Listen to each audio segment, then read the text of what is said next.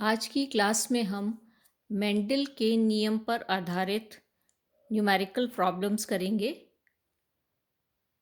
सबसे पहले हम एक प्रॉब्लम कर रहे हैं। देखिए, स्नैपड्रैगन के पौधे में फूलों का लाल रंग सफ़ेद रंग पर अपूर्ण प्रभावी है।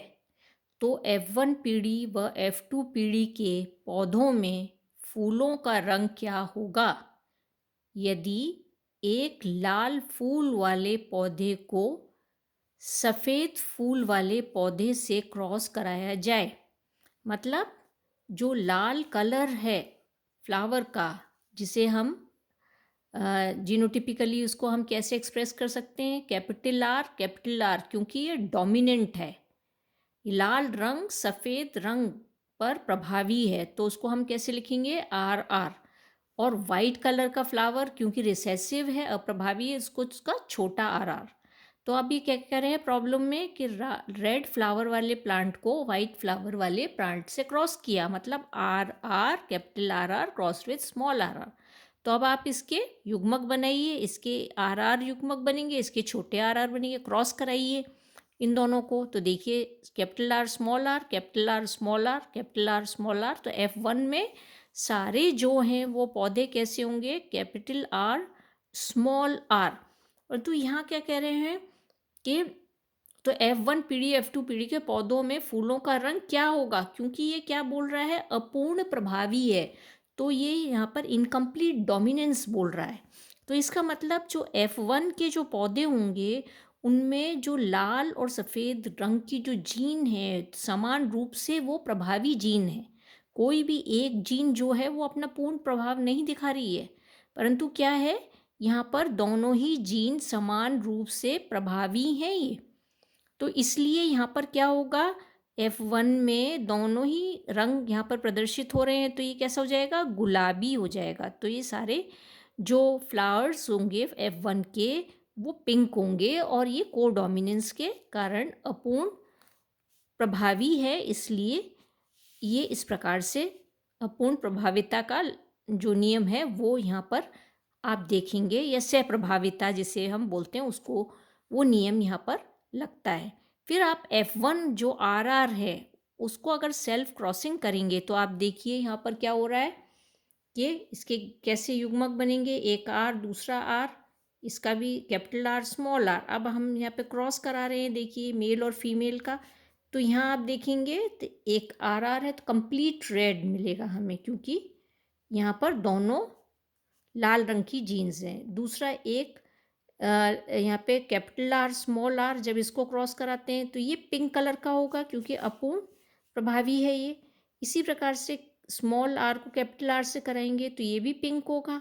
फिर स्मॉल आर और स्मॉल आर, तो ये क्योंकि दोनों सेम हैं और वाइट की जीन्स हैं तो ये वाइट होगा। तो यहाँ पर हमें F2 में क्या क्या मिलेगा, F2 में एक तो लाल मिलेगा, दो हमें गुलाबी मिलेंगे और एक हमें सफ़ेद मिलेगा। तो ये हम जो क्वेश्चन हमारा पूछा है कि F1 पीढ़ी और F2 पीढ़ी के पौधों के फूलों का रंग क्या होगा, तो F1 में तो सभी गुलाबी होंगे, और F2 में एक लाल होगा, दो गुलाबी होंगे और एक सफ़ेद होगा।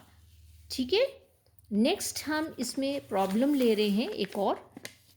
यहाँ पर ये देखिए आप, ये जो प्रॉब्लम है वो सुनिए आप। एक नीली आँखों वाले बच्चे के माता पिता की आँखें भूरी हैं।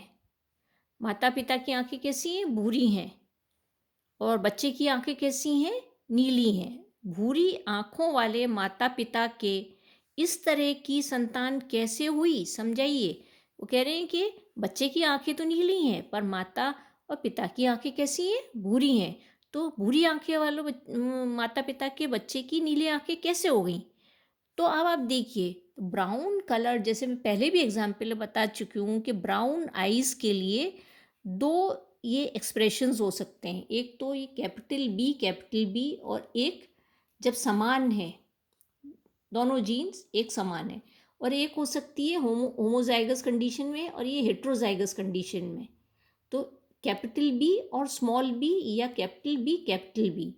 और बच्चे की आँख कैसी है, वो कह रहे नीली है। इसका मतलब स्मॉल बी है, क्योंकि आइज़, ब्लू आइज़ का कैरेक्टर रिसेसिव कैरेक्टर होता है और ये अप्रभावी जीन होने के कारण जब ये दोनों ही समयुग्मजी होते हैं तभी ये लक्षण प्रदर्शित करते हैं। तो अगर आप देखें माता-पिता का 2 कॉम्बिनेशन हो सकते हैं, एक तो बी भी हो सकता है या एक कैपिटल बी, स्मॉल बी हो सकता है। अगर मान लीजिए माता-पिता दोनों कैपिटल बी और कैपिटल बी हैं, तो ये तो दोनों ही ब्राउन आइज़ के लिए है, तो बच्चे की आँखें तो भूरी होंगी ही नहीं। बच्चे की आँख कैसी होंगी? मतलब नीली होंगी ही नहीं बच्चे की आँखें, बच्चे की आँखें कैसी होंगी? भूरी होंगी अगर ये कॉम्बिनेशन है। अब देखिए नेक्स्ट क्या है? कैपिटल बी अगर फादर का है और capital B small B mother का है, तब भी हम देखें तब भी बच्चे की आंखें कैसी होंगी? ब्राउन ही होंगी उनकी, क्योंकि यहाँ पर कभी भी ये बी ये होमोजाइगस कंडीशन में आएगा ही नहीं। तो तब भी ब्राउन आइज ही होनी चाहिए, नीली आंखें नहीं होंगी। थर्ड क्या हो सकता है कि दोनों माता पिता कैसे हों? कैपिटल बी कैपिटल बी और स्मॉल बी। फादर का भी यही है हेट्रोजाइगस और मदर में भी हेट्रोजाइगस कंडीशन है। तब आप देखिए क्रॉस कैसे होगा, capital B small B crossed with capital B small B. तो ये इसमें गैमीट्स बने, ये देखिए आप इसके फादर पेरेंट्स के जो गैमीट्स हैं फादर के और ये मदर के। अब आप इसका क्रॉस करिए, ये देखिए फादर और ये मदर, तो कैपिटल बी क्रॉस है तो ये ब्राउन आइज हो गई। कैपिटल बी स्मॉल बी, तो क्योंकि ब्राउन आई से कैरेक्टर डोमिनेंट है तो यहाँ पर भी ये ब्राउन होगी। अब क्या होगा, capital B sorry small B को कैपिटल बी से, तो कैपिटल बी स्मॉल बी, तो ये भी ब्राउन होगा। अब small B crossed with small B, तो यहाँ बी, तो ये नीली आँखें। तो आपको पता चल गया कि नीली आँखें बच्चे की कैसी आई हैं। तो ब्लू आइज़ बच्चे की इसलिए आई हैं क्योंकि मदर और फादर में दोनों ही में जो ब्राउन आइज़ की कंडीशन है वो हीट्रोजाइगस है। होमोजाइगस कंडीशन में ये जीन्स नहीं है और इसीलिए जो है बच्चे की आंखें यहाँ पर आप देख सकते हैं ये ब्लू आइज़ इनमें आई हैं और जो कि होमोजाइगस कंडीशन में ही एक्सप्रेस होती हैं। तो ये इसका आपके आंसर है। नेक्स्ट हम एक और प्रॉब्लम यहाँ पर हम लेते हैं।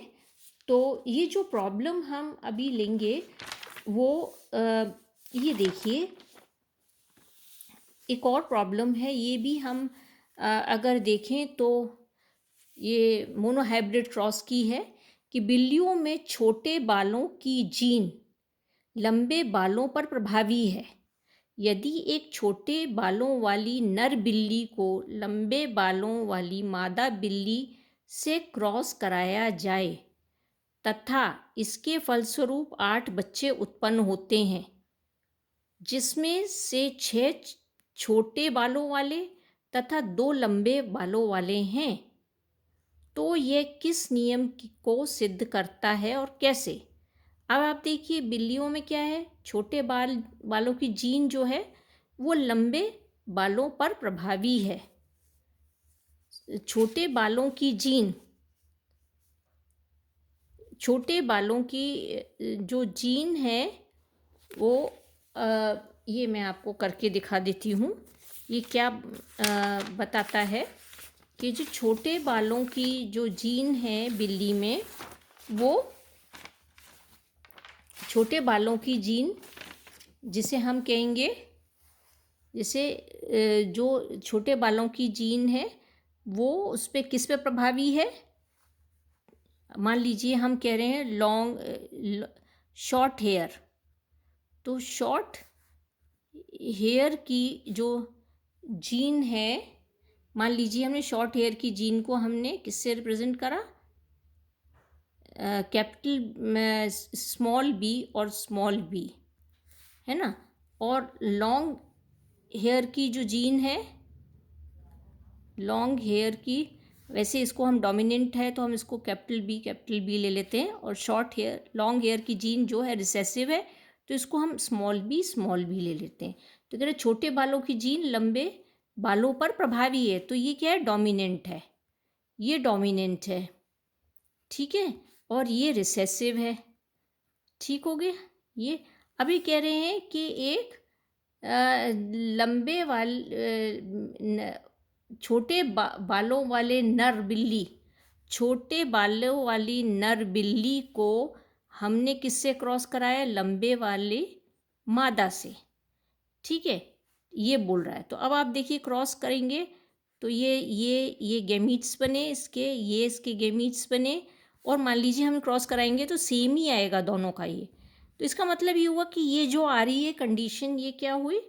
ये जो है, क्योंकि ये प्रभावी है, छोटा शॉर्ट हेयर की जीन प्रभावी है, ये शॉर्ट है, short hair crossed with long hair, long hair. तो यहाँ पर क्योंकि ये प्रभावी जीन है यहाँ पर शॉर्ट हेयर की, तो सारे जो F1 होंगे वो कैसे होंगे? शॉर्ट हेयर होंगे, सारे F1 शॉर्ट हेयर हो गए। अब आप देखिए इसके अंदर, अब जो F1 है, F1 की अगर हम सेल्फ क्रॉसिंग करें तो ये क्या होगा? ये गैमीट्स बने इसके, ये गैमीट्स बने, ये देखिए। और जब हम क्रॉस करते हैं तो ये क्या क्या आएगा? ये बी, ये बी, फिर हम इसको क्रॉस करें और इसको क्रॉस करें। अब आप देखिए क्या आ रहा है ये क्योंकि ये छोटे बालों की जीन प्रभावी है तो ये क्या हो गया? शॉर्ट हेयर हो गया, शॉर्ट हेयर। ये यहाँ पर ये भी प्रभावी, यहाँ पर जीन आ रही है शॉर्ट हेयर की, तो ये भी शॉर्ट हेयर हो गया, ये भी शॉर्ट हेयर होगा। और खाली एक ये जो है ये कैसा होगा? Long hair. तो यहाँ क्या आ रहा है? F1 में हमें जो प्राप्त होंगे वो फिनोटिपिकली अगर आप देखें, बाह्य रूप से अगर हम देखें आकारिकी में, तो 3 तो शॉर्ट होंगे, शॉर्ट हेयर हो जाएंगे, और एक जो होगा वो लॉन्ग हेयर होगा। ठीक है, अब ये क्या कह रहा है कि ये यहाँ पर बोल रहा है कि इसमें से जो होंगे, ये कह रहे कि 6 जो थे, ये जो थे, अब यहाँ पे 3:1 का रेशियो आ गया। अब वो कह रहे 8 बच्चे पैदा हुए, 8 बच्चे थे, 8 में से क्या हुआ? 6 तो कितने थे?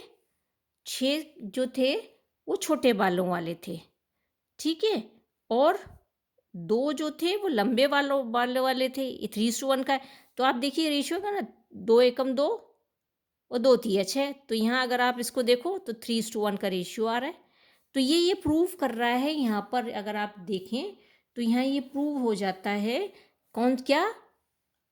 स्वतंत्र अपव्यूहन का नियम ये यहाँ पर आ रहा है। ये जो बता रहा है वो क्या बता रहा है कि जब F1 के जो युग्मक जब बनते हैं तो उसमें क्या होता है, जो अलग अलग लक्षणों की जो जीन्स होती हैं वो क्या होती हैं? वो पृथक हो जाती हैं, और पृथक साथ रहते हुए एक दूसरे को दूषित नहीं करती हैं एक तो। और जब F1 की जो युग्मक बनते हैं उस समय क्या होता है, वो जीन्स जो होती हैं वो पृथक हो जाती हैं, और इसी कारण से ये लक्षण हमें प्रदर्शित होते हैं। तो ये स्वतंत्र अपव्यूहन के नियम ये को सिद्ध करता है, ये इस प्रकार से। और उसमें ये रेशियो 3:1 का ही आता है अगर आप देखें तो। ठीक है, नेक्स्ट क्लास में हम और प्रॉब्लम्स करेंगे डायहाइब्रिड क्रॉस पे बेस।